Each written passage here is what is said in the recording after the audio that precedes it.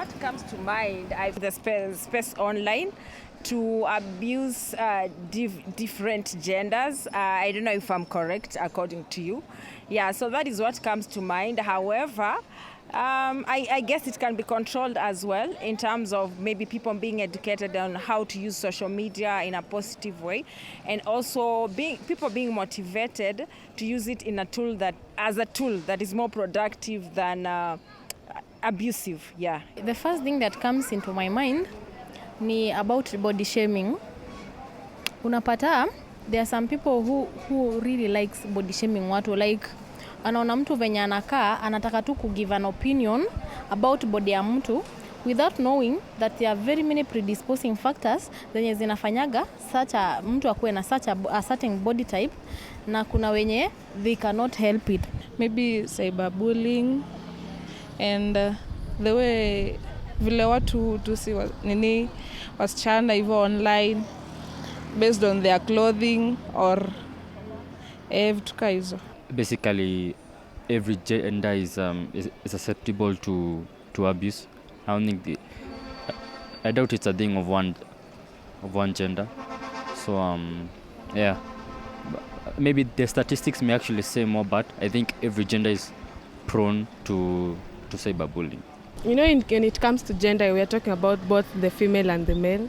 So we can say that digital gender abuse, majorly it's about how people are being trolled online. Yeah, in case something like cyberbullying. Welcome to Crosstalk. Every year from November 25th, the International Day for the Elimination of Violence Against Women, to December 10th, the Human Rights Day, the world unites for 16 days of activism against gender-based violence. This year's theme is Unite to End Digital Violence Against All Women and Girls. It's a powerful call to action. As part of this global campaign, the Community Advocacy and Awareness Trust, CRAWN Trust, with support from Christian Aid Kenya, have made today's episode possible.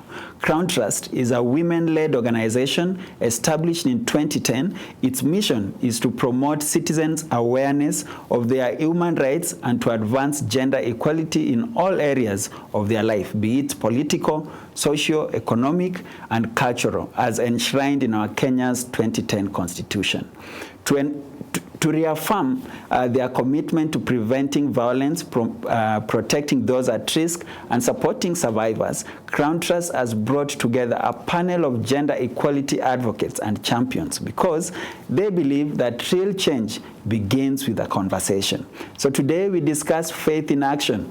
As an online spaces increasingly shape social and political life, women and girls are facing new and harmful forms of abuse. How can we unite to end digital violence against women and girls? We love to hear from you. As always, you can be part of this conversation by sharing your thoughts and comments on our SMS line 20316 or WhatsApp line 0786316316. Joining me on set is Job Mwendwa. Job Mwendwa is an award-winning community resource management professional with over 8 years of experience driving transformation in youth empowerment, disability inclusion, and community development across Kenya. He is the director of the Master Empowerment Center and also serves as the organizing secretary of the Bible Society of Kenya, a passionate gender advocate and change maker. Welcome, Job. Thank you so much. How do you feel being part of this conversation, talking about gender-based violence? It is a great discussion because this is something that I've been doing since the last 8 years. And we have been supporting the women and children and different programs. And we look forward to having an interactive session where you are going to talk about issues affecting the women and children and gender, the all about gender, and also to discuss the way forward and the milestone that we have achieved so far. Oh, amazing. Also with us is Eunice Oyule. Eunice is a governance consultant and the county coordinator for Women's Sharing Committee. She has over a decade of extensive experience in program coordination and social innovation across NGOs and Pan-African organizations. Her work focuses on youth participation in politics and governance, with gender equality as a central theme in all our efforts. Welcome, Eunice. Thank you. You feel the same as Job? Yeah, I think it's an important conversation to have, especially now. Especially now. Yes. Last but not least, in studio today we have it's full of champions. Amanyisi champions. Full of champions, courtesy of Crown Trust. We'll get to hear their names as we proceed with this conversation, and they'll be part of this conversation as well. Karibuni sana on Crosstalk. Thank you. Let me start with you, Eunice, because you are the ladies first. When you talk about Crown Trust, what exactly do we mean in terms of the work that they do? Crown Trust has different thematic areas that the organization works on, but the underlying theme is that we educate women and girls on their social, political, and economic rights. And Crown Trust has worked in different countries, not countries, counties. And with that said, that's why there's a pillar under the work we do called alliance building and networking. And it's under alliance building and networking that we have different counties doing the work at the grassroots level. And so these different counties have county coordinators who ensure that the work that Crown Trust does gets to the grassroots communities. And so you find that we have different county coordinators. Some of them are here with me, some of them are not here. But so that's how Crown Trust works, to be able to, you know, just ensure that every community is being reached with the message of women are able to be empowered economically, women are able to get political seats or leadership positions, and also women are able socially, and for today we are talking about social issues, that women have the right to be able to be heard even in social spaces without being discriminated upon. All right. How does that tie into the 16 days of activism against gender-based violence? All right. So I think I need to say that the 16 days of activism, the idea behind it is that internationally, it is a period where internationally people come together to raise awareness against ending violence against women and girls. Because for quite some time now, we still hear cases of women being abused in their families, girls being gotten into child marriages, and all those things. And so that's why we are here to say, within the 16 days of activism, what we are saying is, women and girls have a right, and their right is to, as in eliminate the violence against them. It is their right to be healthy. It is their right not to be in violent situations where their health is at risk.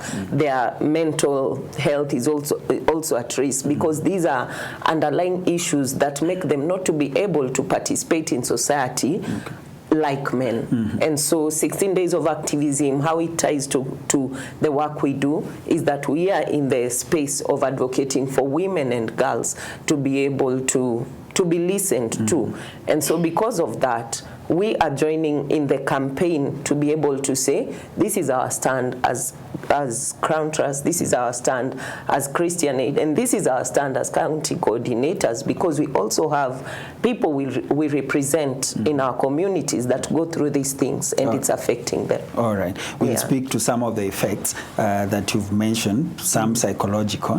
But Job, let me bring you into this conversation. You can't really fight what you don't understand. So when you talk about gender-based violence, in terms of numbers, what does it look like in our country before we get to the digital violence? Thank you so much for the question. And for the longest, we have been having different cases about gender-based violence. And as we talk about the digital gender-based violence today, we're going to talk about the issues that women face. There is a lot of online harassment. There is a lot of body shaming. And there is a lot of just interfering in the women's space and interfering with them, what they're going through. And these things that everyone we do, sometimes we do in part of jokes, sometimes we do in part of not knowing, And sometimes we do, if we want just to bring someone down, it is bringing a lot of crisis and issues to the women. Because sometimes some of the impact of gender-based violence on online is creating about the trauma these people goes through.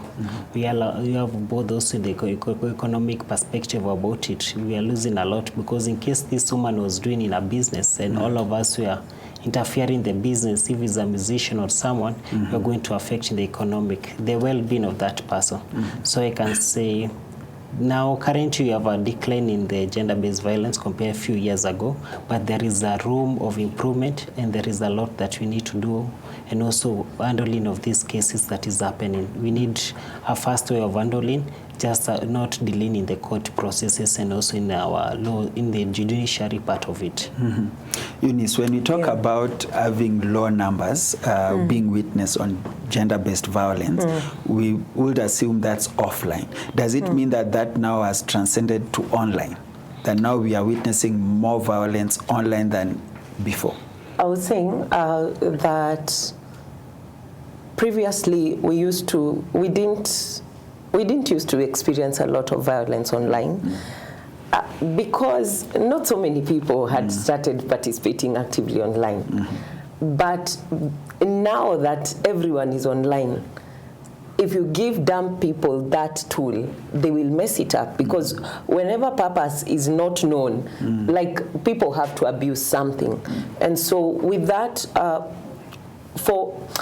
the statistics are alarming, because I mean, 1 in 3 Kenyan women go through gender-based violence. Now you can imagine that you extrapolate that to online spaces, and you can imagine how all of us know even influencers or media personalities who've been trolled over and over and over again. But when you look at their male counterparts, whenever their male counterparts do anything, it's not that much as the women. And so that tells you there is something that needs to be done around this, because then if we do not address this issue, we get to a point where we are having a very messed up society. And because of that messed up society, we do not have a future. You do not have a future. Job, is the society too harsh against women? Ama, that's one of the myths. One of the things I can say, I will agree with that 100%. The violence is very high, and the data is true. But one thing that is happening is, like, we have in the society currently, you have an informed society about what is gender-based violence. That is number one. Number two, we have inferior men that is in the society. That is why the rate of single mothers and the divorce and things that is raising up. And number three, we have a gap of informed citizens in the society. When we talk about the violence about women, we find that the male that they are doing this is because they did not get the mentorship that is needed. And you see that some of them, they are suffering from the trauma, from the familyhood, that sometimes also the poverty, or some ghettos, they say that if I'm not beaten by my husband, I'm not loved. And also you have the reiterating culture that is against the right of women, or to grow and to see women succeeding. So you have some people in the dark world, and also you have the people that in the light. And the people in the dark, they are also, there is a lot of work that needs to be done to create this awareness, and also to have laws that they are implemented. Because this violence, they are known, the data are known, but we need implementation of the policies and laws so that we can see justice for these women and justice for what is happening. Okay. We'll speak to some of the mechanisms and policies that needs to be put in place, or those that are already in place, and if they are very effective towards ending this violence. But just out of curiosity, what made you to be a champion of gender equality?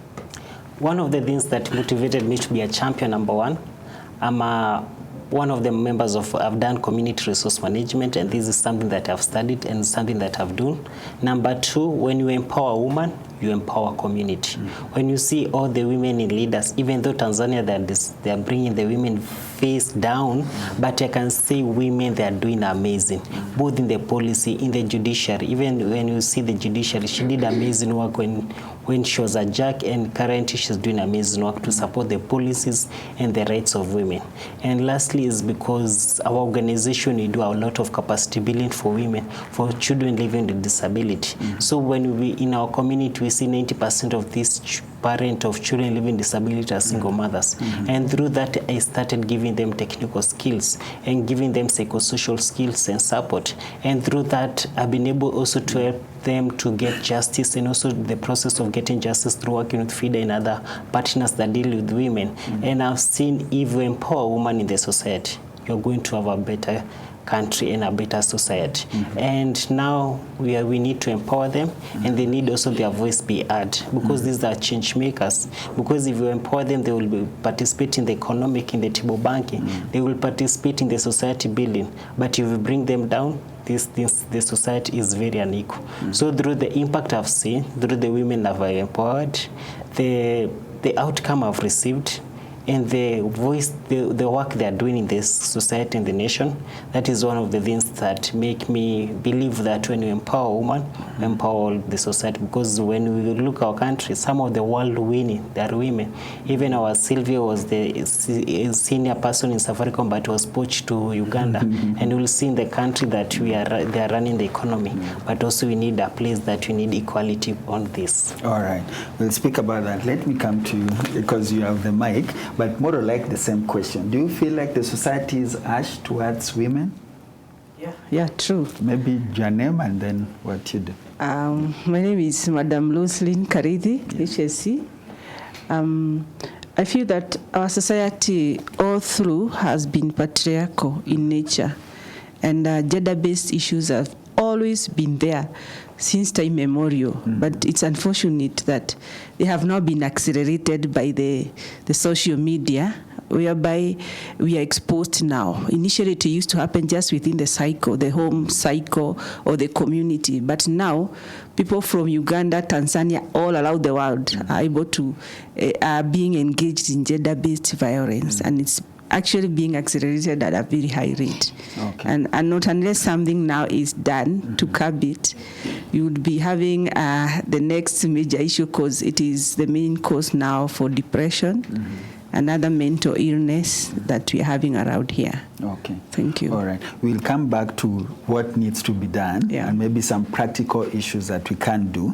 But a research was done by AMWIC, Association of Women in Media, Kenya, and they did raise some concerns. But they said, as much as the digital violence has gone up, it's only for the women who are in the limelight.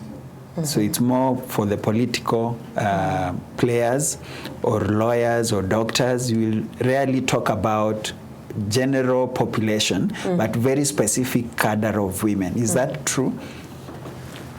I'd like to say whoever collects data has a goal to which they want to achieve. And so because of that, whoever collected that data probably wanted to get the information around the level of violence against women in political spaces or women in media or digital spaces who are influential. Now, we have to come to the place of understanding also that if we want to get more data about the population that is affected, and they are not necessarily influential in digital spaces, then we have to invest in such kind of a research to be able to get that information. With that said, I also want to say that even women who are not influential are also victims of this violence on digital spaces. We've all heard about how a man will reach out to a woman on Facebook, Instagram, or those platforms, and then the woman responds innocently. And then you end up finding that they went on a date, and then that's how the lady disappeared. That's how the lady was raped. That's how the lady was, as in just weird things happening around that. And so that is why we need not just laws, but strict measures to ensure we are protecting our children, our girls, our women. And so does that, I don't know if you remember that story of the Tinder swindler. Yeah. Do we all remember Tinder swindler? Now, if you look at Tinder swindler, he wasn't dating younger women.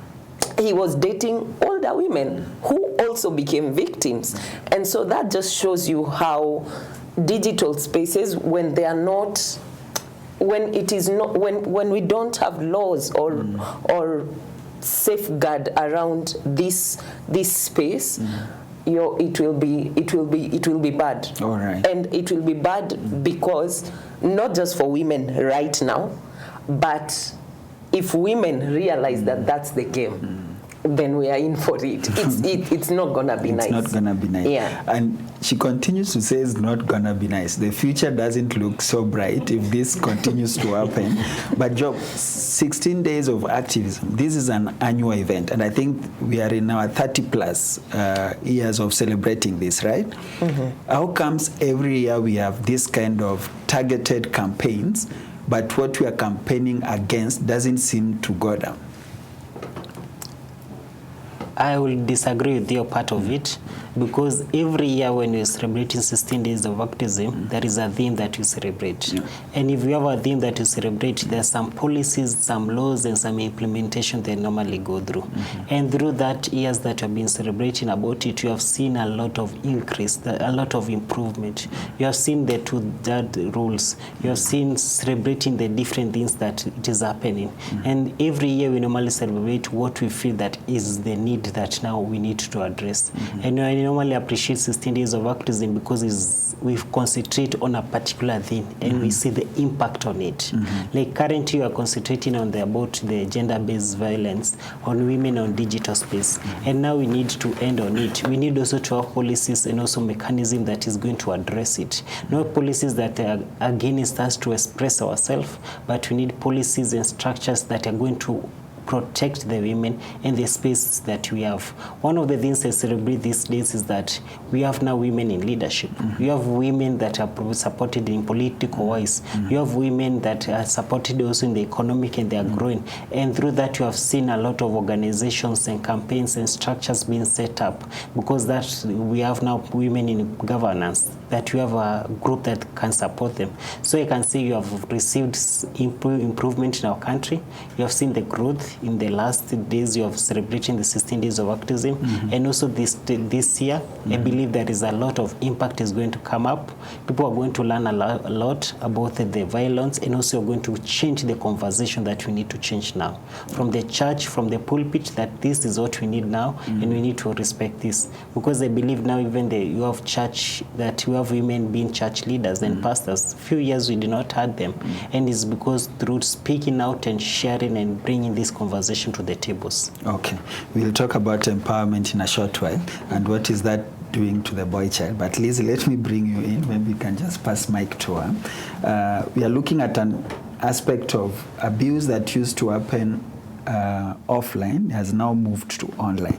In your day-to-day interaction and your work in counseling, what kind of people are you interacting with, and what would you say is a major impact of online violence offline? What are some of the things that you are seeing that maybe might have affected somebody online and now manifest in their day-to-day life? Yes. It's on. Yes. Okay. What I can say about that, about the violence starts with the perception. You know, even as parents, when we have children and we kind of like delegate so much work to the girl child, and then the boy child is kind of, parents usually would protect the boy child, and the girl child is expected to like even take care of the other siblings, even if the other boys are older than her. And because of that, you find the boy child would feel like he's more special.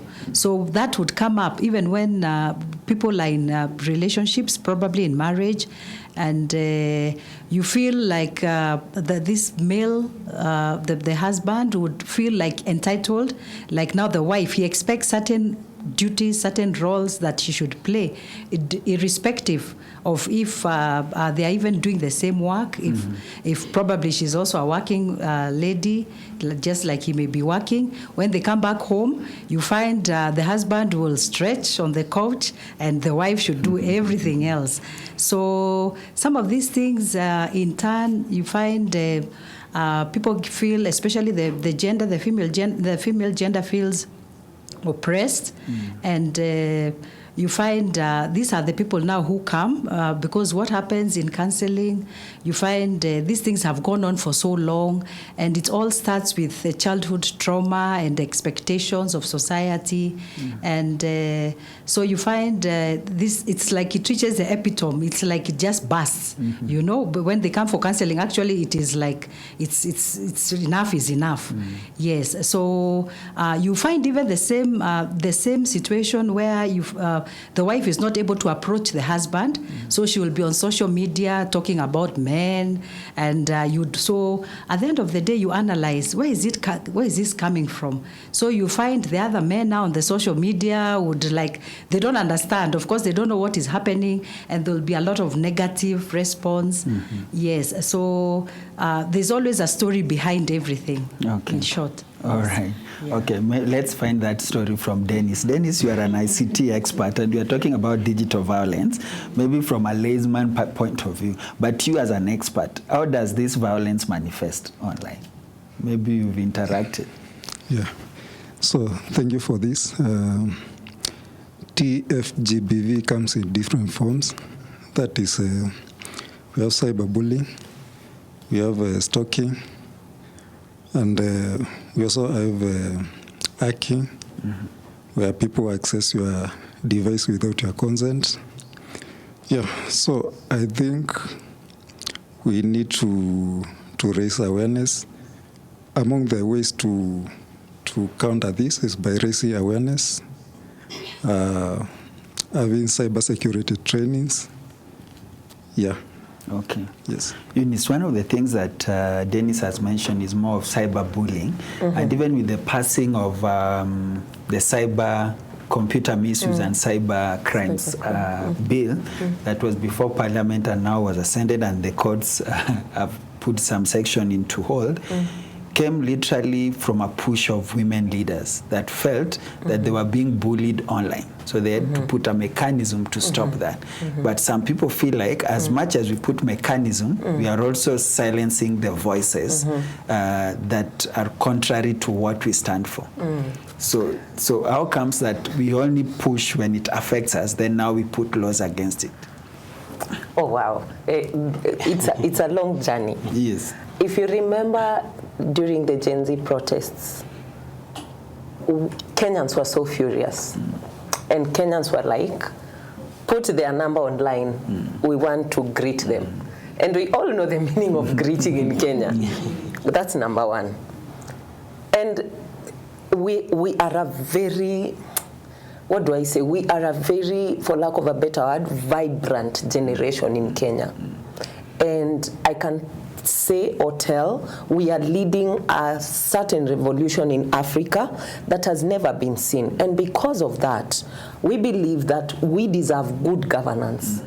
And good governance comes from not only the participation of citizens, but it also comes from the good leadership from the leaders we have.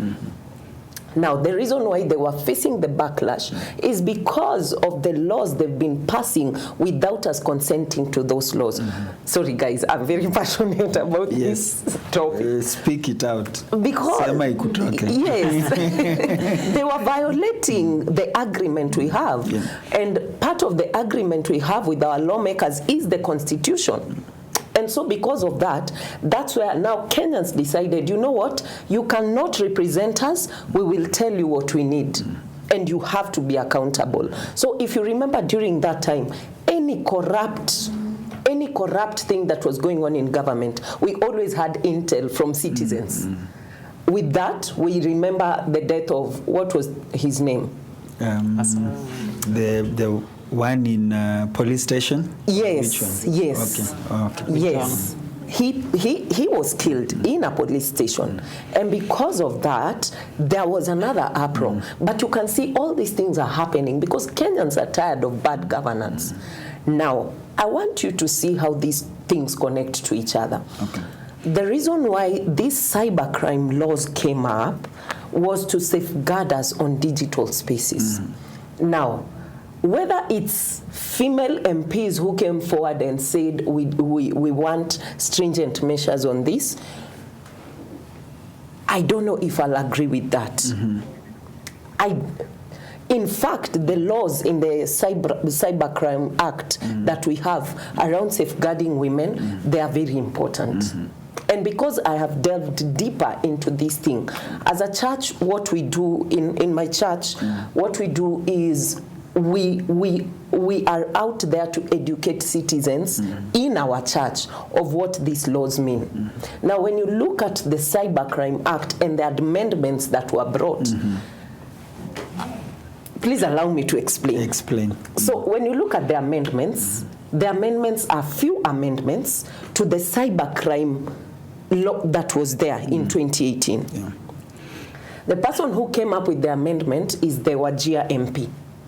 And in his amendment, he's saying, number one, on definitions at section 2. He put in the Terrorist Act definition. That Terrorist Act definition, he said, you'll refer to the Terrorism, Prevention of Terrorism Act 2012. And that act defines what terrorism is. The reason why I'm talking about terrorism is because we had young people during the protests who were charged for terrorism, right? And so because of that, as Kenyan citizens, we need to understand when we are going to protests, what are the boundaries within which we need to operate in. Otherwise, if we cross those boundaries, and literally, if you look at the act, you see it's actually a terrorist act. We are not saying that those youths did what are the ones who took up the actions they were being accused for. What I am saying is we need to understand, because Kenyans, we are loud. Our freedom of expression is something we value. And so that is one thing that was added to the amendment. The other thing that was added to the amendment was on section 46A. 46A is not in the previous act. 46A has been added as a whole clause in this act. I will tell you that 46A talks about if anyone engages in unlawful activity. The first thing, I have a problem with that word, unlawful activity. Then it continues to say unlawful activity, false publication. Then it continues to say after false publication, cultism or terrorism or religious extremism. And then goes ahead and says if these things are found to be true, then the court may order that the content should be pulled down on those websites, or like measures around court orders.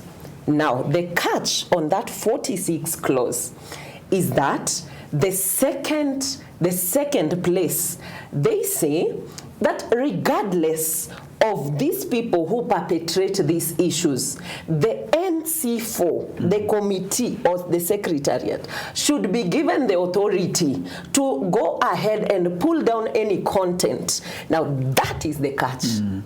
Because it is easy to just say, whatever so-and-so put online, for example, if someone comes and puts for us what government is doing, and it's not in the public space, and it is against Kenyans, and then NC4 sees and says, no, it is false publication, pulls it down. And it's not necessarily false publication, it's only that it's not in the public domain. So issues around accountability is curtailed. That is wrong. Okay.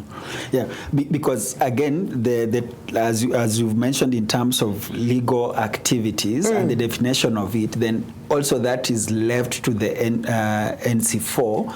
Exactly. To identify what is illegal in their own eyes. Activities? Yes. But does this come to protect now issues of cybercrime, the bullying we are talking about? Where I was coming, we actually have nice laws. Personally, I think there are nice laws when it comes to cybercrime. Can you imagine that even in that act, it is talking about if your parent is being defrauded from a bank, they can sue that agent and they will get compensated. So that is a good law.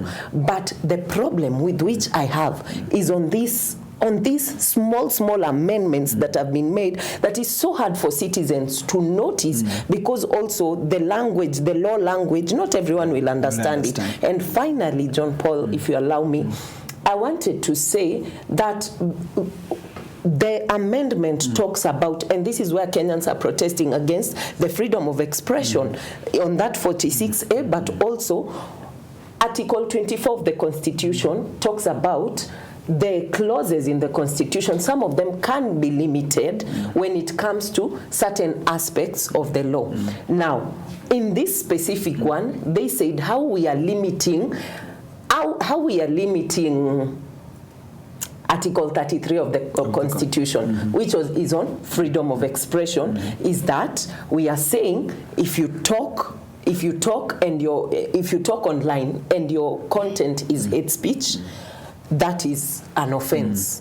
And if you come again and you say, and you speak something online that is discriminatory, and they outline the groups to which you shouldn't be discriminating upon, then that is an offense. Now, because of that, when you talk about limiting, we now connected to the 46A, it is not clear what unlawful activity you're talking about. And I think there are groups in court that are seeking to get interpretation and explanation of those specific amendments that were made, including 20 million as a charge or imprisonment of 5 years or both. Yes, for cyber harassment. Yes. So, Job, let me just pull it, because there's an aspect of responsibility and freedom of expression that Eunice has raised. But this freedom of expression also comes with an aspect of responsibility. As much as we have the freedom to express ourselves in whichever kind or manner, then there has to be an element of responsibility. Do you feel like that's the gap where majority of citizens lack the responsibility of what form or whichever expression that they express themselves? Thank you for your question, and I would love to connect your question with what one of our councillors said, talked about the childhood, bringing from the root cause. Because now whatever you are addressing, the policies and what is happening around is what is you are addressing the fruit of the gap that has been in the middle of the society. Currently, we have good laws, you have everything but part of implementation. But when you talk about responsibility, she talked about the childhood, because she's a councillor and a lot of people comes through for counseling. And the question is, because now we are addressing the gender-based violence in our context in this generation, but the generation to come, how are you bringing our children? Do they know the responsibility of both the male and the female? That is one gap that we have from the parenting gap, the childhood. The second part, do the boys know to respect the girl when they are still young? Because most of the society, African society, we normally make sure that we treat boys like the gold and girls to do all the work, but we don't teach them that we need to do together to the responsibility in the household, because gender is the roles and responsibility that women and male, female and male, they are given by the society. Is not just anything, but the roles that we nurture them and everything. So when you talk about your child, the boy and the girl you have, how have you raised them? So that we come to talk about the responsibility and to talk about who is causing this and that. And if we address from that perspective, we bring all our boys and girls to respect each other. When you grow up, we can have a better society. But the gaps that we have from the childhood and the parenting and everything, that is why you see that we have a lot of toxic men, that they cannot see another person succeeding. We are coming up with policies that, because now we feel that you are competing each other than complementing. And I feel that the conversation also we need to talk about from the childhood, and also to talk about all of us who have a responsibility to teach and also to mentor.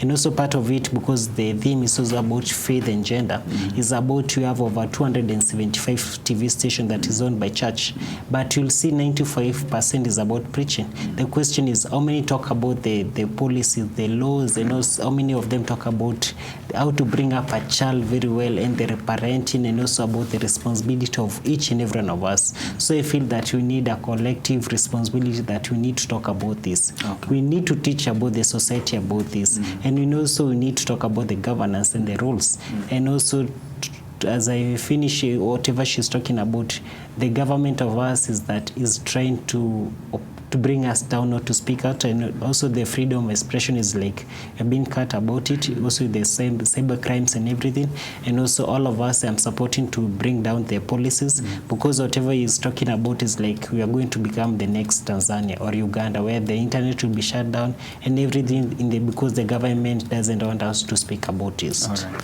So our issue is generally a people issue, not a system issue, because if policies are there, then it's the implementers. People that needs to make sure that these things are implemented and protect the gender, whichever we are talking about.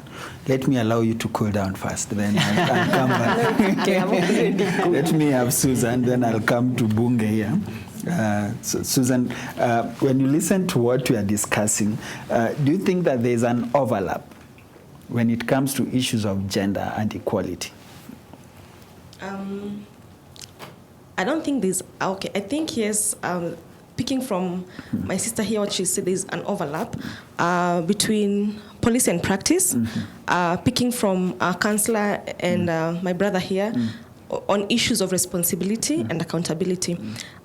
So I think when it comes to gender, this is my personal take, that we all have our own defined roles and responsibilities, and also being a faith person, I believe that we have all been created in the image of God, and we have a uniqueness within us. So if we are in an equal ground whereby women are allowed to thrive in their own uniqueness, and they're not feeling afraid to be who they are, and we also have the same platform where men are allowed to thrive and to be their own unique selves, then we'll not have these gender wars that we keep on having. But since the balance has been tilted, therefore it creates a breeding ground for all these gender wars, and putting in quotes, gender wars that are there. So if we allow ourselves to thrive on who God has created us to be, then we'll not have one gender, feeling superior or infringing on the rights of the other, and the other feeling like they have to, keep on fighting and pushing for them to be heard or accepted in the society. So my feeling is, if we allow ourselves to thrive in our own uniqueness, in our own strengths, then these tilted imbalances will not really be existent. And so that's my take from the faith angle. Okay, we'll come back to the faith angle just to find out, is the church really doing much? Because at least every Sunday they have a better platform to speak about these things than having a politician greet us. Dennis, you can pass it to Kelvin here. Kelvin is part of Bunge la Wananchi. He's the minority leader there. Do you guys talk about issues such as this? Ama ni siasa tu? Yeah, thank you very much. I'm Kelvin Mwachi. From Bunge la Mwananchi. I'm the minority leader, among other things that we do. Yes, we do talk about these things once in a while, especially after it becomes news in the country. Something happens somewhere, everybody's talking about it, then we also talk about it. But like my two brothers, the panelists are saying, I'm happy to hear that they come from some church or somewhere besides the organization that they serve. I want to say something about the kind of misconception that we have, maybe as the church or as a society. First of all, I actually believe that the modern woman, the current girl child, is sufficiently empowered. They have been encouraged to do almost anything and everything that everybody else can do. Unlike the previous, our grandfathers and our grandmothers and even our mothers, they were slightly, or they were a bit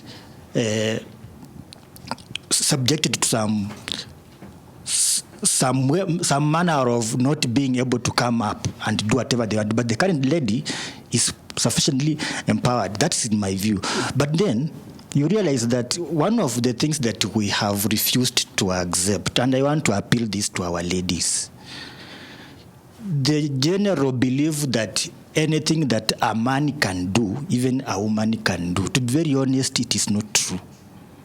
And the early this the female gender accepts this, the better, because if we were to say that they are equal or we are equal, then it means first of all this discussion could not be there, because why is it that if we are equal, then we are having empowerment programs to uplift the girl child, and at the expense of the boy child, if we are equal? So the truth is that all of us were created with different strengths and possibilities to do in this world, and everybody should just stick to their line. Madam here has said something about marriage and the way a man will come and sleep on the couch and well, I am married. I wouldn't be like that men do that. I would like that in a marriage, people partner to help each other to grow. That's my view. But again, even as that one happens, there must be a leader. If we are both going to be equal, and therefore whatever you do I can also do, and therefore whatever you do I can also do, then there will be no marriage. That's why we have a lot of divorce cases And by the way, do ladies know that currently you can wed a man at 8 in the morning and file for divorce in the evening? Do you know that? Because initially, before the law was changed, it was that you go to file that divorce and you are told to wait for 6 months or 3 years to relook again, to check if you really want to divorce, to continue suffering more. But currently the laws are sufficient. You don't have to suffer in that marriage. If you feel you are oppressed, if you have a right to walk out and go, and everybody will agree with you. And I think those are what Susan was alluding to, that the perception of gender wars that needs to be streamlined. But now that you sit next to a counselor, maybe I give Lizzie a right of reply. Maybe she... Lizzie, in terms of gender wars, how do we streamline? Because I think what you are trying to say is not that we are not equals, but there has to be some sense of responsibility from both gender, whether in a marriage setup or not, that will need, you uplift each other. That's what you are trying to say. Yes. Instead of thinking that you are the only one who is tired, who can still have energy to watch football, but the other not. Yes, maybe I can respond to my friend here. All human beings have the innate ability to achieve anything they want to achieve. In fact, that is how you encourage anybody who is really down. You show them like you have the ability. You can get out of stuckness, in whatever position you are. But now we are looking back. What is causing these issues? What is causing this man in that marriage to feel like if he was to watch the baby, that is now too feminine, that is now excess? Why? That is how we are going back to probably as a boy child, there are those issues. Maybe he was told if he had a father or if there was a significant person in his life. There are roles that he was told, those ones, no, those ones you cannot get in touch with. Yes. So I disagree. I strongly disagree with him that I feel we are all equal. It's just that it is a fact that the women have not been empowered from the beginning. And that is why you find, even if a parent, because of cultural beliefs, would, even if you had 2 children and you had just money to pay school fees for one child, and one is female, one is male, you would think, let the male go to school, the female probably she'll get married, and she'll be comfortable. Yes, so that is the thinking we've had, and that is the perception we need to change. Okay. Yes, our way of thinking. All right. Yeah. Yes, you've cooled down. Sindio, there's toxic masculinity that we also see online. If you go to X, there are some notorious guys who are, it's just toxic masculinity that is spread. How do we deal with this? Because it's within a digital space. Yeah. Then I'll come back to the church. I've not forgotten that conversation that is going right there. So there's a phrase in the Bible that says, as a man thinks, so is he. And the interesting bit is that, and I am getting philosophical on this, allow me. The interesting bit is that as human beings, we think that when I am hurting another person, it is them and not me.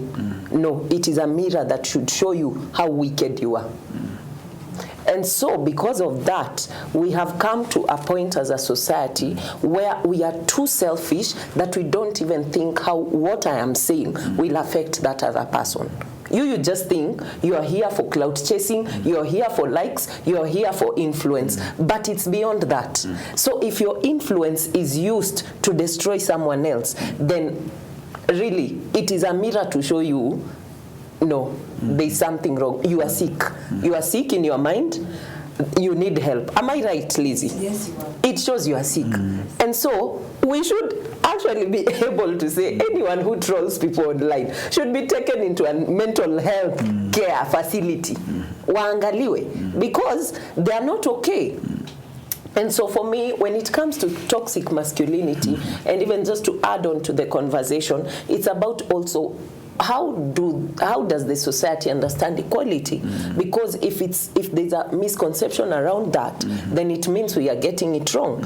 And the reason why we have male champions in our interventions, we were doing a certain intervention recently, and we had male champions in our midst. And we took them through the journey of women and constitution making in Kenya. And can you imagine, we had Kise Kasarani because of a female MP who came into the house. Otherwise, men hadn't seen that, because in the family, who does the care work? The woman. When there's a disabled child in the family, who does that work? It's the woman. The men weren't able to see that. So when we are saying everyone to keep their lane, the woman to be in the house, so many things will be overlooked. Things that affect citizens. And so that would be my response. Okay, Job was a response to you as well. But Job, it looks like there's a lot to be done from a man's point of view, because most of the times also when you talk about gender, one of the misconceptions is we are talking about women. Maybe explain about that. I would love to share something. Yes. Number one, there is a gap of men in the society. That is something we cannot argue. Number two, we'll see that if this girl has joined, let us start from the genesis. He has joined high school, will receive a lot of mentorship in the name of sanitary pads, in the name of women empowerment, in the name of STEM. So this girl will receive over 8 years mentorship. The boys, because they were in the same line when they grade 8 or class 8, they only went to the rite of passage, where older church leaders are the one mentoring this boy. So which kind of man are you bringing? You're bringing man who is lack of information. So this lady will go to high school, will receive 4 years of mentorship, and when he pass well to go university, will receive different organization and keep on mentoring. Who talks to this boy during university, high schools? No one. That is a gap that you have in the men in the society. These women, when they finish high school, they know what they want. They know the dream. They have already inspired dreams, and they are working towards achieving that goal. Well, this man, the parent will tell him, just do any work or anything, you remain, just get income. So this guy remained lack of informed. So when you see in our society, you have men in the society, but we lack a lot of mentors, because a lot of men, when we penetrate, we think about ourselves, accommodating a lot of things, but we lack someone who is only this man in the society. So that is why you are seeing a lot of toxic men in the society. That is why you see when a woman does something, we're trying to bring down all the woman, then just judging the character. And one of the things you'll see in the society is about more of character, more of us, the value that I was brought up with my mother or with my father. And I was brought up, Eve was brought up that we know both of us were equal in the eyes of God, in the church, in everything. And our parent meant us, both of us, to grow to success, we will grow to success. But if she was only mentored and I did not get mentored, my mind still will go to the 90s. Well, this girl will be thinking 2030, the visions and everything. So when you combine all these things in the society, that is why we're getting that now we have in balanced society. Now we will see that anything that they do, we are trying to attack them. Even though it is one person you are doing, we are saying, what are evil? And now it is high time that we now start talking about this conversation. How we need to make all of us have the responsibility, because this is a shared responsibility. And also all of us need to know that this is wrong. And finally, we need, as we do something males, it's good to have the image. This is my daughter to be done this way. If you have the conscience that in case this my daughter will be done to this, or this is happened to this person I love, I think we'll be thinking right. But in case we don't have to think about our children and having the family set up that this is something, in case ingefanywa what we'll do about it, is something we'll do about it. Finally, I think also the Bible is our highest constitution. I normally say that husband need to love our wife, just like Christ love the church. And in case we have the love as the foundation, I think we're going to have the better society. Wow. Rosalind, maybe pass it to Rosalind, then I'll come. Okay. Let's get the question then. Rosalind, maybe you can have the answer to the question before you speak. My name is Sharon Assyrian, but my question is to Kelvin. Yeah, to Kelvin. Yes. So I wanted to ask you a question. Because probably I don't understand. I want you to tell me what a man can do, a woman can do. Just briefly. That's in a very 30 good, seconds. Thank you. That's a very good question. If you go to that question, I'm saying because it has been on the media all along. When you go to Gikomba, we have so many men pulling cats with their shirts off, bare chest, pulling and running all over. I don't know if my sister can do the same. Can you confirm, please? Thank you. Rosalie, there's also a question there. Let me pick that, yes. Thank you very much. My name is Bill Clinton. I'm a researcher in sexual reproductive health rights. I want to ask a question, yes, maybe to all of us, but tying to what Job has just said. When I was growing up, there was something in my culture called Siwinde Nyiri. It used to run on Ramogi FM. That is around the late 90s, early 2000s. Listening to it, it used to be something that was teaching and mentoring young girls at that time.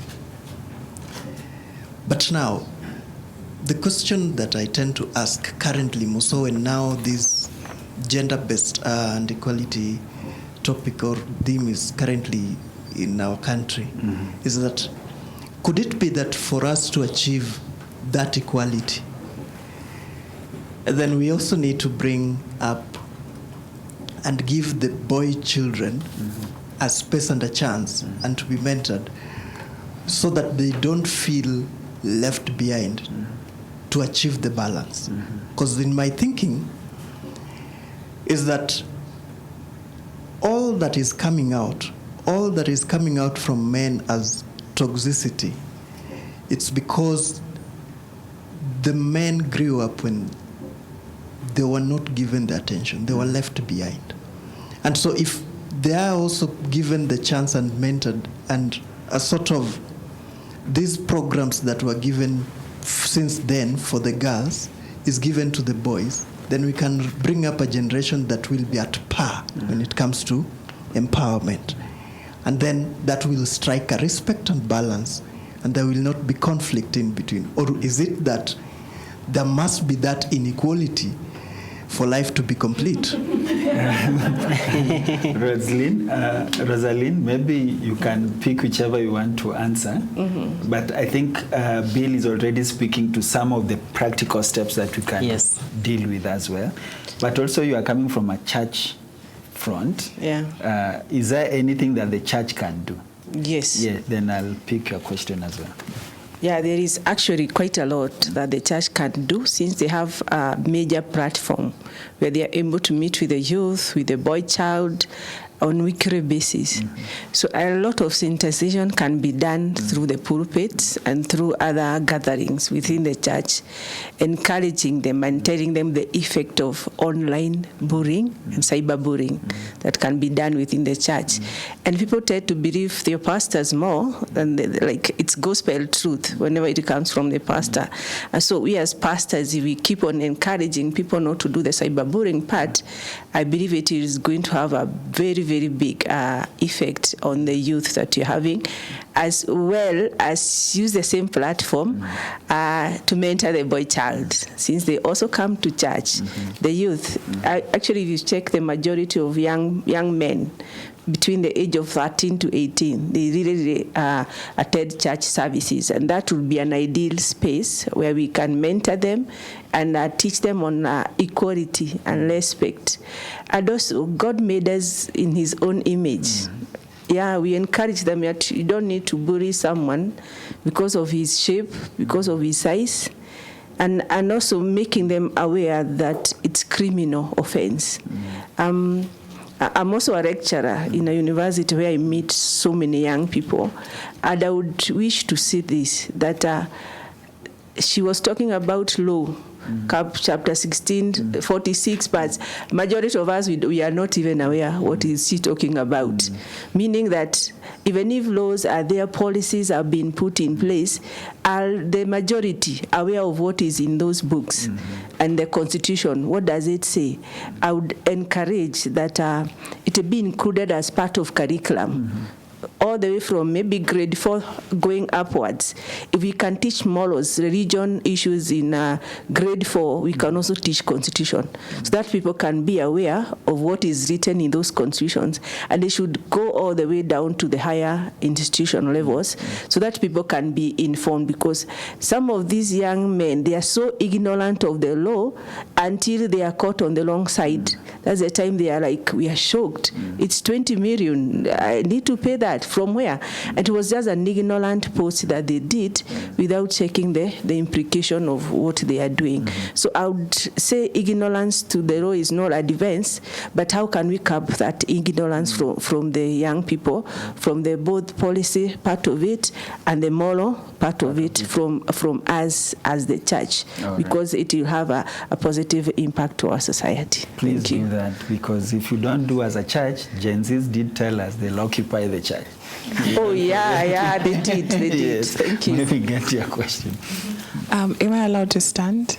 No, just sit. I just sit. Yes. I am baffled. I just wanted to stand as I make my point. But it's okay. My name is Feni Ogembo, and I'm an executive director of an organization called the Rajaletu Foundation. And so many things have been itching. I've just been smiling, and I'm like, when is that going to reach here? I think I'd start with the one concept that he was speaking about on matters what a man can do, a woman cannot do better. I mean, we are just girls. Please just allow us to be girls as the first thing. And it's not a competition. That's where we go wrong. And Eunice, right? I said it very clearly. If we do not have definition of terms, then we are losing our track. Do we understand equity and equality? Do we understand the origin of why we are having this conversation? I think then it would make us to have better sentiments when we are speaking about equity and equality. And another thing, we understand, men are leaders. It's from God. We cannot take that away. It's an ownership. It's an order from God. It can never be taken away from you. And we do not want to be leaders. We want soft life. We do not want to be leaders. We just allow you to lead. So I think from that context, that can never be a competition. It is an ownership and an order from God. That one we accept. The only thing that I also want us to understand is that now let me also preach a little bit. So apart from being a humanitarian, I'm also a pastor at the other side. So a woman is called a helper. And to your information, it's only a woman who shares the same title to what God has, because God also sent helpers to us. Then this means that a woman is of a higher quality and a higher value. And in the Hebrew word, it's called anezer.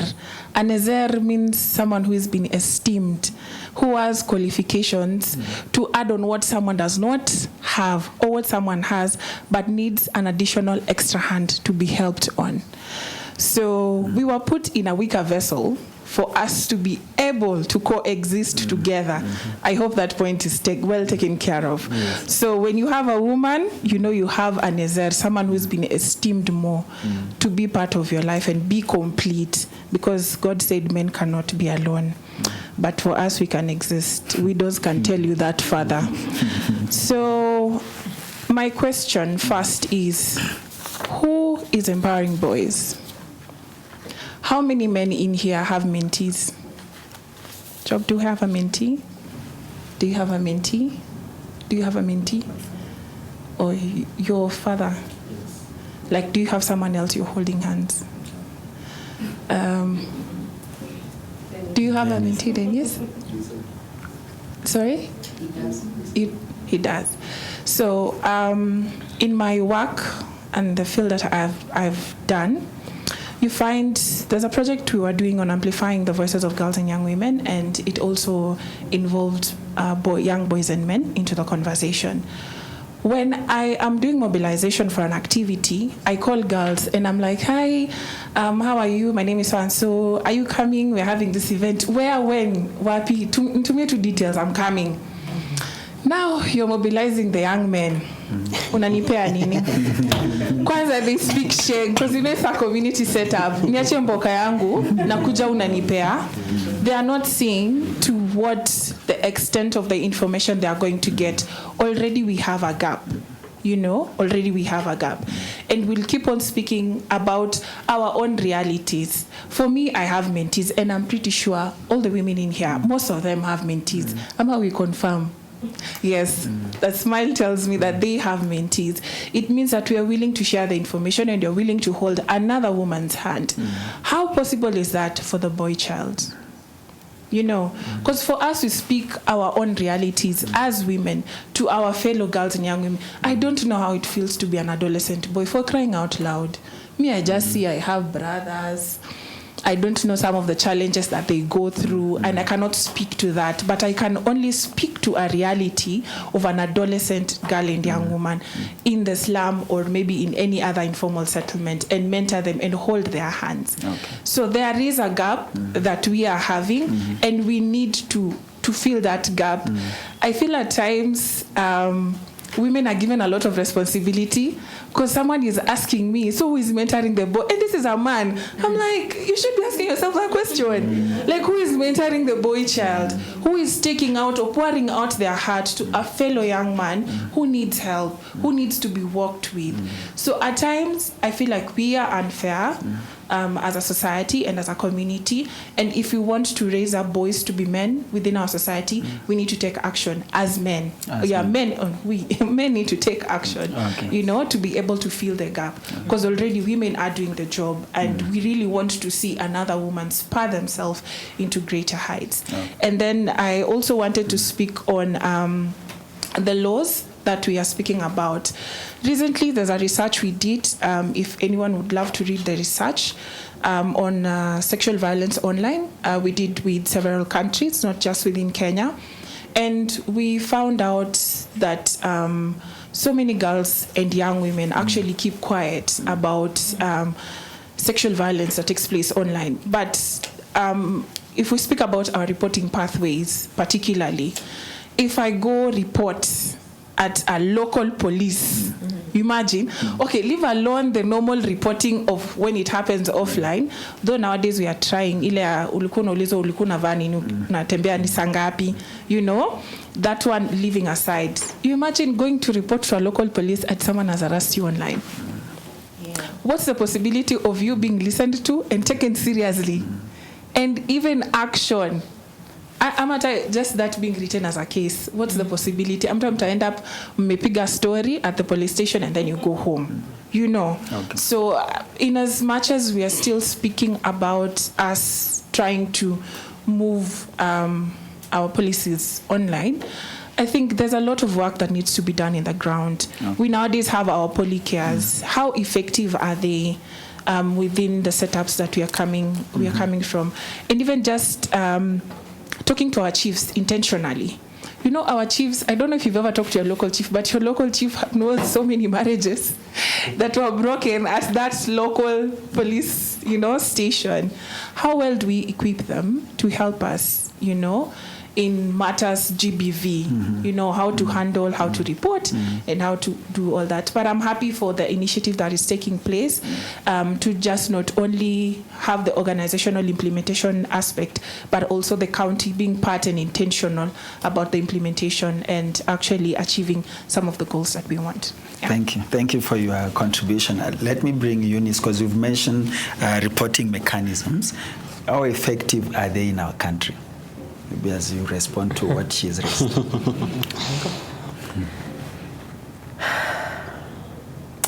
We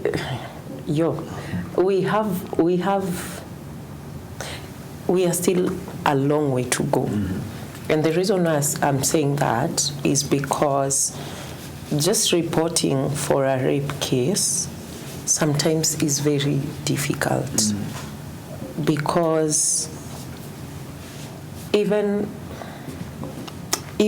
some of the female police officers who are within those police stations are very patriarchal in their thinking. And because of that, you may never get the justice you're looking for, because you go there, the lady tells you, were you not the one who was dressed poorly? She doesn't understand that rape is not just about dressing. What happens to children who are infants and they are raped? Can we say they were dressed wrongly? No.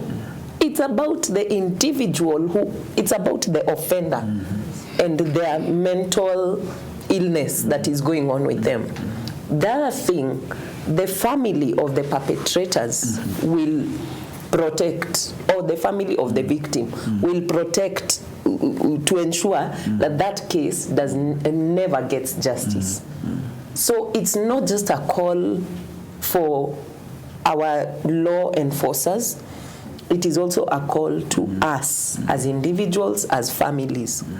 In families, you can have a sister and a brother, and you know very well, this brother of mine raped my sister. You know. But because you think of the jail time he's going to serve, you are saying, let's just keep it secret. But think about that girl who was abused. What happens to them psychologically? Take it to 20 years to come. What happens to her? Who is she as a person? And so it's deeper than just putting laws. It is about us and our moral code as a society. As a society. Yeah. Job, let me bring you in, because the issue of mentorship has come out clearly, that boy child then needs to be mentored. How do we start that conversation? Because we have been challenged, if a boy child has to be mentored, then it has to be done by men. I'll agree with you. Number one, I'm a mentor. I have a lot of mentee because I'm a former chairperson of YALI, Alumni Chapter of Kenya. And also I'm a mentor at Catalyzing Leaders Fellowship, which is a program of Bible Society of Kenya. And also part of Emerging Leaders Foundation. And I have people that have been mentored, they have joined the leadership program, and others that are partnered with Kenyatta University, where I normally do mentorship every year, that we normally bring this Department of Community Resource Management, we do mentorship. One of the things I'll talk about is about the resources. There is lack of resources. Most of us want to go and do mentorship. A lot of boys and people in the society, but there is that gap of resources. Because most of programs, in case they go, you'll say in the name of women or pads or something, you'll get resources for women than male. So you can say something that is hindering the male mentorship is about the resources for doing capacity building, going there, and also for facilitation for that. But that said is that there is also that gap of information. How does a man meet another man? Because I feel they didn't start training us from the rate of, I normally say, apologies to say this, but our church, they're doing business with the boys. From the rate of initiation. We need also to get right male to mentor these our boys during that rite of passage. How many boys in our country going for rite of passage? Thousands of them. But how many trained professional young male they're mentoring this male? We'll get the church leader, wazee wa kanisa. But how many professional people that they have experience in that category? They are very minimum. So I feel that we need to support male. Both the people of rich, the successful, they need now to humble down to support another person to go on top. And also us, we need also to put resources both in church, because I will speak from experience. Majority of church do not put church resources for boys mentorship and the youth. And also a lot of things because they concentrate with the construction and other things. But you need to put resources on that. And finally, I think is sisi kwa sisi. Male now need to stand up and also try to support another person to stand strong. Because in case we don't speak about what is happening in the situation about life and everything, and also having programs, I appreciate the man enough. They're doing amazing work where they're doing the mentorship for male, but also we need to increase the number of male talk and everything, because whatever she has talked about is something that I've experienced. Last year we got some funding from USA, and we had planned to give some males some opportunity to study, but all of them are like, am I going to want something? And they had received over 80% of women joining, but 10%. So that male just wanting quick money, I think it is a mental issue that bora nipate pesa, bora nifanye kitu yote that generate income. Because some of the things that you see in the community, how man will go many skills because anajua ana inheritance, ana rudi nyumbani, but boy, as long as the father is rich, mzee ako na pesa, so he's sorted out. So also we need to remove that mentality like fatherhood and also as male, that you will not depend on your father, just behave that what am I doing to multiply the wealth of my father and everything. Because you'll see, I'll not lie to you, some of these posh areas, a lot of male are the people wasted in drugs, substance abuse and everything, because mzee yako na mali. But girls, they are succeeding, they are doing amazing things. So we need to remove the mentality of inheritance, the mentality of ni yangu ama ni yetu, the mentality that mzee, when my dad dies, I'll get the resources, and the mentality that I cannot support another male. I think boys, males, and successful people need to have people that they will remember. Okay. Because the one thing will be remembered is how many souls did you touch, and how many people did you own, or how many people did you mentor, just like Bob Colimo. Okay. I'll come to you, Bill, but let me bring in Eunice here in terms of, there's a misconception of what a man can do, a woman can do better. It's more of a misconception, and it's something that is within the society, and is rightly quoted what is out there, but it's one of the gender wars kind of quotes. But there's also one myth that the tech space is full of men, and that's why there is a lot of abuse online. Is that a myth, or? So the tech space to mean the technical, the digital space, or just the digital? Yeah, the X space, the Meta, if it's Facebook, if it is TikTok, IG, all these spaces where women are facing any form of abuse, then it means men dominate these spaces. Well, let me start with the digital space question first. Let's check. How many of us are on social media, any digital space here? How many? See, all of us, right? And so I wouldn't say, I have not interacted with any statistic that shows the difference when it comes to male and female on digital spaces. I'd like to explore that. But I tend to think that all of us, men and women, are on digital spaces. We have a few who choose to say, me, those Facebook, Instagram things, I'm mature enough. I'm not joining the bandwagon. We have a few of those, but I wouldn't say that we are not on digital spaces, both men and women.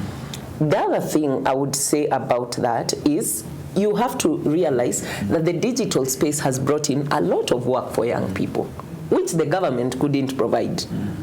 So most of us have actually gotten jobs through digital spaces, which is a good thing for us.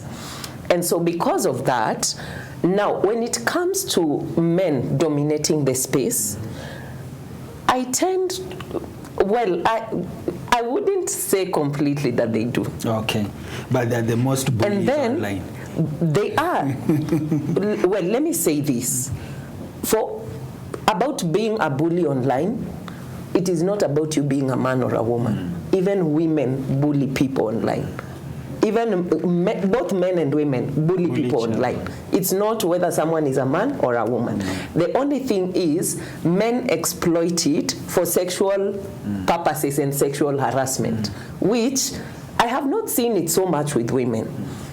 And now to the question which you asked around the misconception around what a man can do, a woman can do.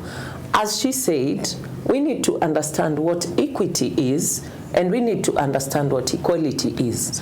In this space, in this era that we are living in, for me, if you ask me, my father right now, an 80-year-old man, he keeps telling me, I need to leave an inheritance to all of you.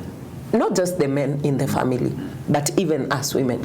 How old are we? We're older that we are able to get our own wealth for ourselves. But it's something that disturbs him. He's like, I need to leave you guys well, you know? So we have such fathers in the society. We have such fathers who believe my daughters must go and get education, good education. But also we have people in our society who think when a girl is 16 years, she is right for me to marry her. So wrong. And so when it comes to equality, we have to realize that we are not equal in the sense of our sex, our body, and the energy that we have, because God created us uniquely. But then again, when it comes to opportunities, does God believe that a woman can be a leader? Yes. Does God believe that a man can be a leader? Yes. Does God believe that a man can be able to sit and take care of the children well? Yes. Does he believe that a woman can be able to take care of the children? In fact, the woman is the primary caregiver. I agree with all that. But then again, we have to understand that when we are talking about equality, we are talking about, if you went to school, allow me also to go to school. If you can get a job somewhere without being discriminated upon, allow me also to access that job and get it. If because of my body configuration, I am not able to stay at work all the time because I am pregnant, give me the opportunity to work as much as I am taking care of my baby. When I come back from taking care of my baby, allow me to come back to work. You know, so those are kind of the things we are talking about when we say equality. Not in the sense that we are equal, that you are a man, I can also be a man. No. Thank you for that explanation. I think it serves as well now. Yes, I can have a question there, then I'll come to Bill. Oh, mine is not a question. Okay. It's just then commenting. Yeah, it's just a comment to add on to what has already been said by some of the speakers. Yes. So my thinking is that, number one, we're in the digital space now, worldwide. And I don't think there's going to go back on that in the digital space. So before we even spend too much time worrying about the laws, which are already in place, I think it's running a sensitization campaign on what it is, what that space comes with, and people understanding how to use that space responsibly. And I think, as my starting point would be with education, is I think in the curriculum, we need to co-opt, I wouldn't say rules and regulations, but some education around, how this digital space looks like, what it looks like, and how it can be used, positively in our societies, and also create safe spaces around, around the use of gadgets. Because like somebody said, a lot of people don't even understand, some of the stuff they're putting out there and, the implications. Like when I speak to a few young girls, I ask them, are you aware that this spaces, the memory is, you can't delete some of the stuff.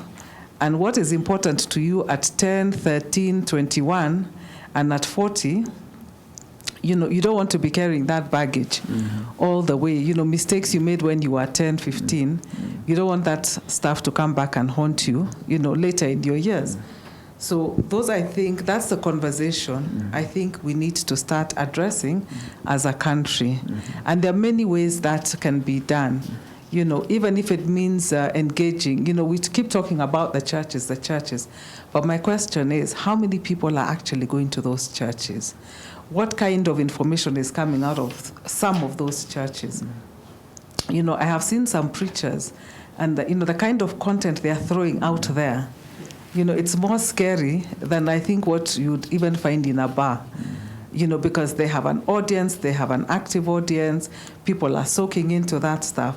So I think it's probably within our own circles, identifying people who are positive role models, understanding the kind of thinking that young people have, what matters to them, what kind of people they will follow, and probably work with some of those people who may not necessarily be in the church, but who have a lot of influence when it comes to sending out positive messages. And I think that would help reduce, some of this bullying that we are seeing, some of these misuse of those spaces, because the truth is that space is going nowhere, but it's learning how to manage that space. And in our own way, we can all work towards creating that safe space of the online, whether it's male, female, or whatever it is.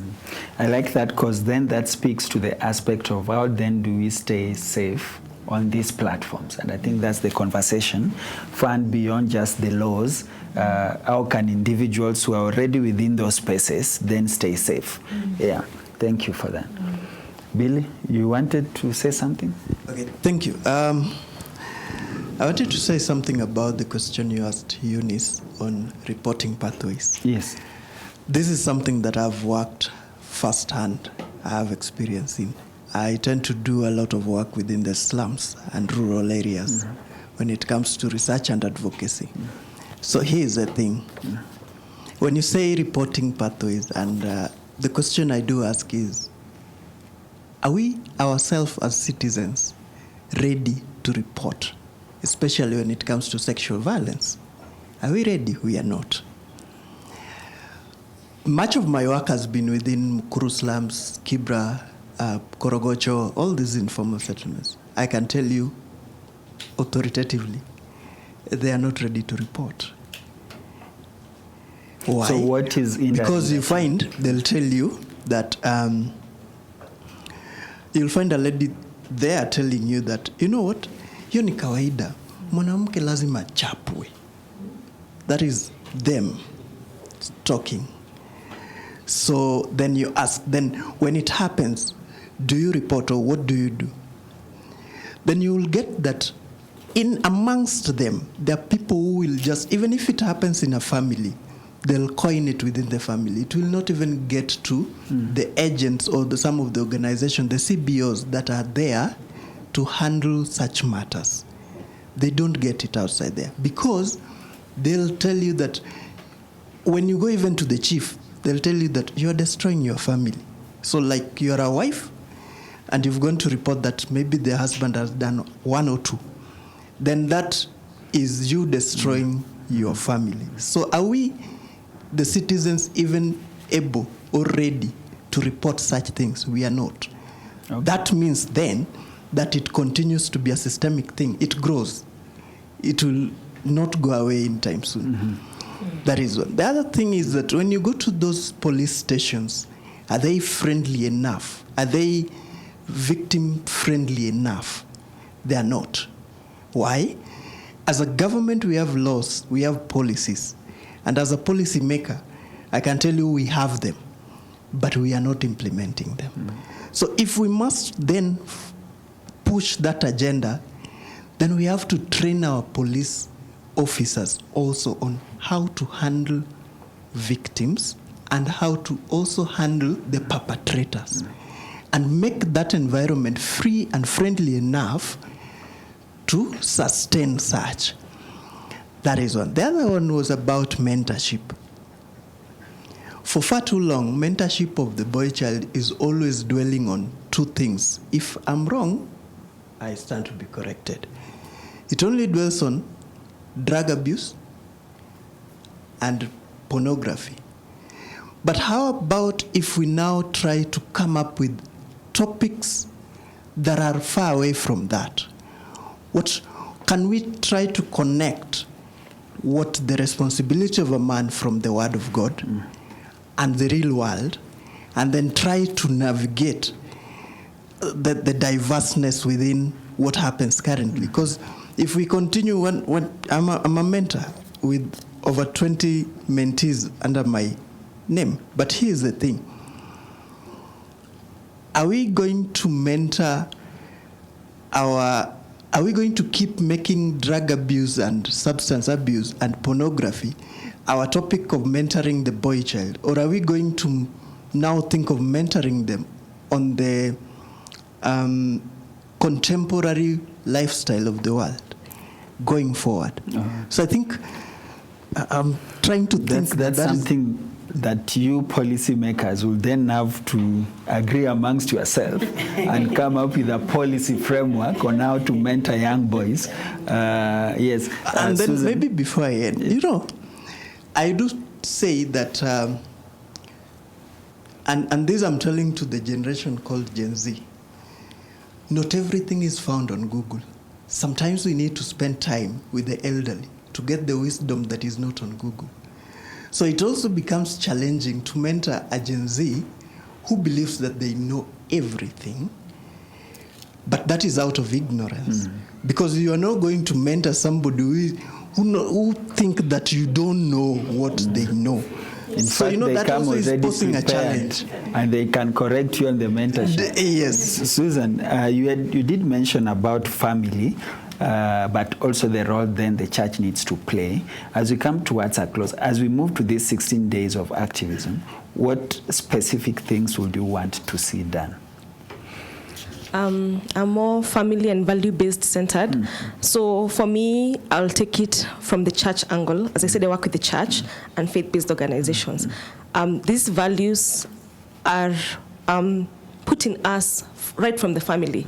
So if I'm going to church with maybe my husband and children, and the pastor there is talking the way they want, I'll carry that and believe that it's the gospel truth.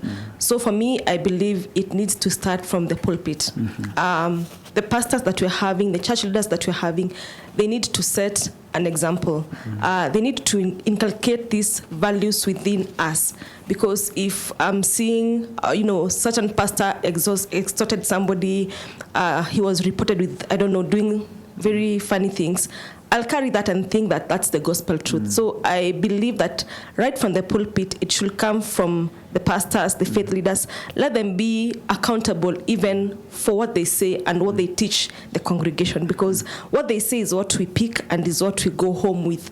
So right from there, as they speak to us right from Sunday school and going to adulthood, it needs to come out clearly that you're instilling values in us, and we're able now to carry that even to the other places where we work. Because these Christians that we keep saying they are, 80.6%, they're the same people who are out. 85.6. We are the same people in the marketplace. We are the same people in the digital space. We are the same people everywhere. So if we are value-based right from where we go to worship every Sunday, then the same values will carry them to everywhere else that we go. Thank you. Fair enough. Madam Lizzie, from a psychological point of view, what kind of men and women do you want to visit your office? I hope not the depressed. No, everybody. Yes. Yes. Because by the way, everybody has a story. Yes. And some people, you find, you may Just think, hold it a bit close. oh, sorry. You may think like you're okay, but there are so many projections that you may have that have underlying issues that you may not even be aware about. Probably they're in your unconscious mind. And maybe when now there's that trigger is when we are like, wow, you mean John Paul, this is him, you know? Yes. So we will not say like these are the people to come. Yes, but we pray and hope that there's that self-awareness that people can be able to discover themselves, yes, and know their abilities, and that way we will respect each other, both male and female gender, and be able to accomplish things together. Okay. Yes. Thank you.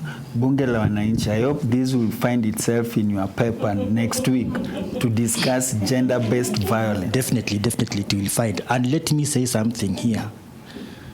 I have heard colleagues here saying that it is difficult to report these things in the police station, they are not attended to. But I dare say here, including the men in this house today, hata wewe John Paul,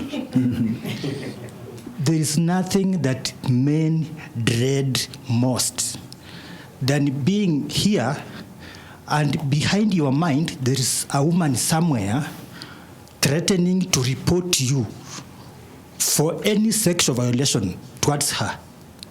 Because those are the only offenses that you are guilty until proven innocent.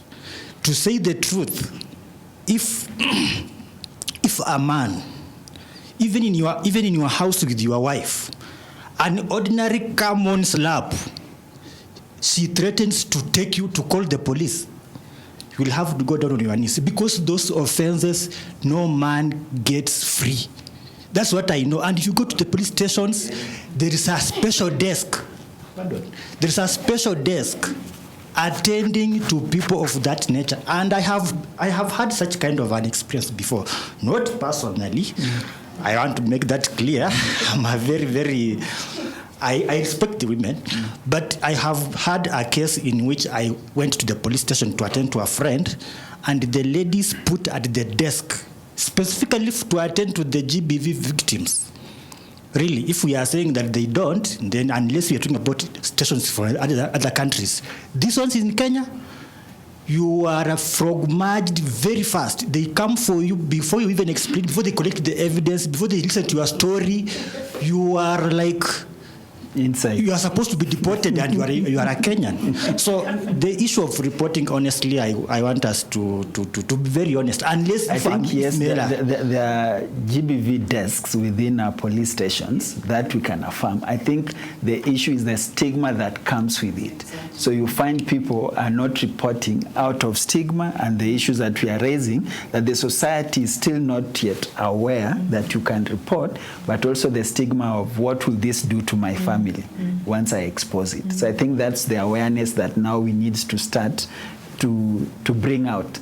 And platforms such as yours then gives us an opportunity, and this one as well, media, you did mention about the role of media in this, just to make sure that people are aware that you can report, and then you go back home in a safe environment, because you can also report and not never come back home. Yeah, sure. Yes.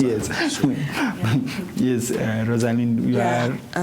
that is very true. We need to curb the stigma in our community that when you are raped, you be classified as a raped person in the community. You dearly rapiwa, and that one now will have a negative impact on you, even if you did the right thing to go and report, and the person is in jail, and then the community is now against you. To narrow down on our topic today about GBV online and social media, I would wish to say that social media is not bad. It's actually the best platform that we now have, which is accelerating the economic development. The church is also using it to accelerate its agenda, which is bringing people to Christ. And the community is also getting jobs through the social media. It's just that there is that small aspect of ignorance among the youth and among our men that are using the same platform now to bring about issues of GBV, which are becoming now a major scare in our community. At a case in point, there is this woman whose her nude was shared in the social media. And actually she was just lured into sending those social nudes to a man. And then afterward he threatened that if you don't give me 20,000, I'm going to bring them to the social media space, and he actually did that. That is actually wrong, because it's actually a criminal, because you are soliciting money using someone's nude and using the platform that should otherwise be used on a positive way. So I would encourage us, the youth and men, allowed, that let's use social media in a positive way. And I would have this tagline, like, think before you post. When you like something, read it again, and you ask, if someone else would write this thing about me, how would I feel? Or am I just writing it to gain content because others are doing it just for the purpose of gaining more likes, and the more negative it is, the more it is moving. So I would rather post something negative so that I can gain more likes. And you don't understand the implication it will have on the person who is being affected by the actual thing that you are actually doing. So before you hit that said, think and reread your post again and again, and think, if it is me who is being addressed by this particular post, how would I react? If it's my sister, if it is my mother, if it's my brother, let's use social media in a positive way.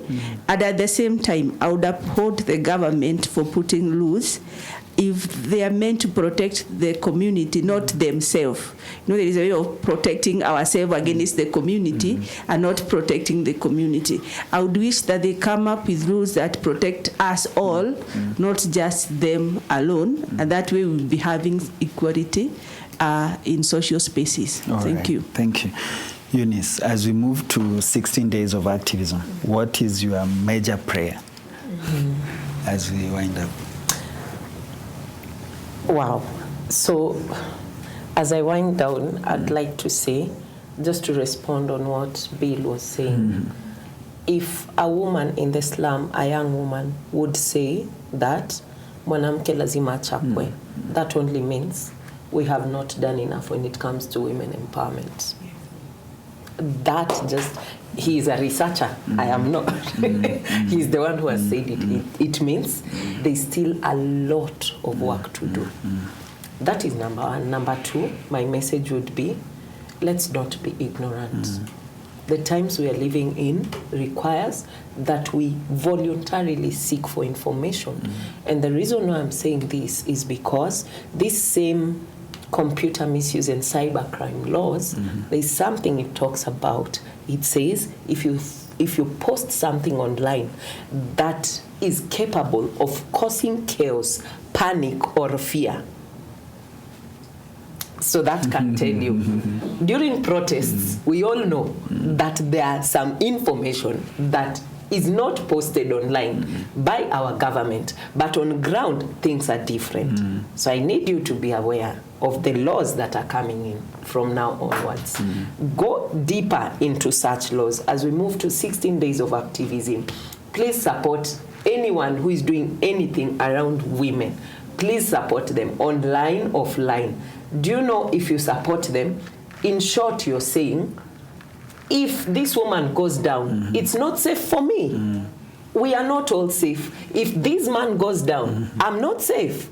So we have to be each other's keeper. Thank you very much. Thank you so much. Job, what will be your closing remark? You are a champion of gender equality. We are moving to 16 days of activism. What would you desire to see?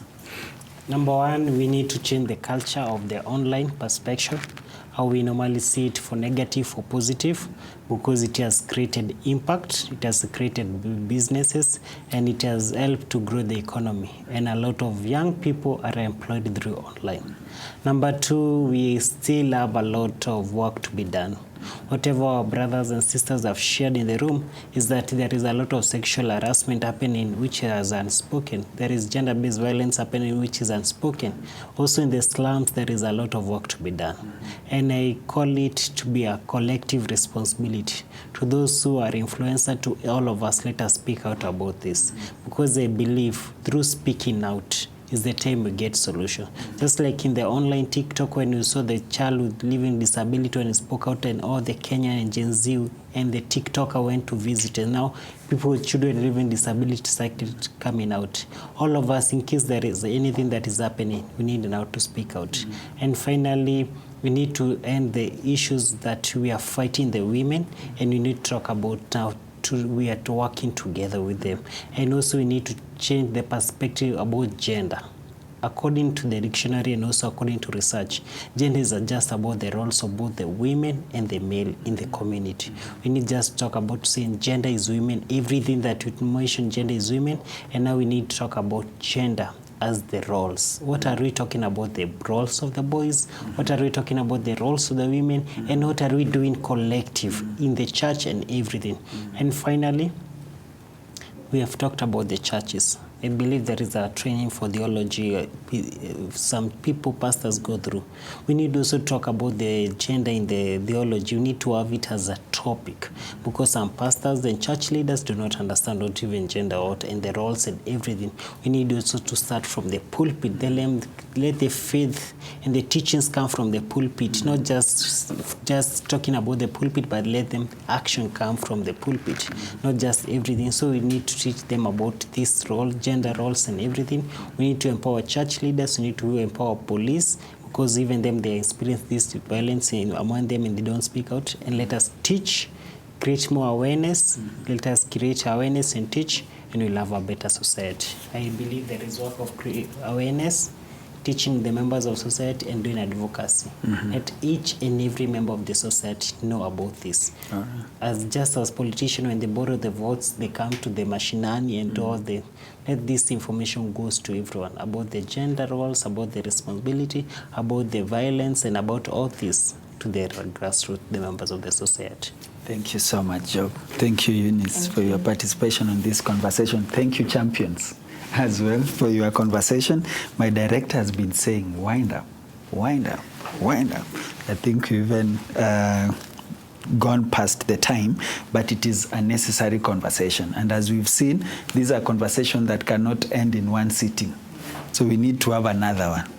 So you CRAWN Trust, another conversation about gender roles. And I want to pick what you say that if you use your influence, for the person who is watching or listening to this conversation, if you use your influence online to harm someone, then you are sick in your mind. That I think you need to say that, and we'll be quoting you as we move along. Yeah, but as it has been mentioned in this conversation, gender is both men and female. And when we talk about it, we are looking at how best we can build a just society. And I think for me, that's where this conversation should move forward. Whatever thing that you do from a family level, does it build the society? As parents and the church has been challenged to take the responsibility to train and create awareness using their platforms on gender issues. So if you're a pastor or a minister and you've been listening to this conversation, we've talked really about you. So make sure that as we move to the 16 days of activism that starts on the 25th and ends on the 10th of December, that at least we'll find one sermon about gender issues, and you will push it within your pulpit and just send to us and say, I'll speak about it, or I do this in my church. 20316 is our SMS line, 0786 316 316 is our WhatsApp line. So thank you so much to CRAWN Trust in partnership with Christian Aid for enabling this conversation to happen, and there is quite a number of those that we still continue to have on this platform. As family media, we stand for the family, and that's why we make these kind of conversations possible. Until next time, bye-bye for now.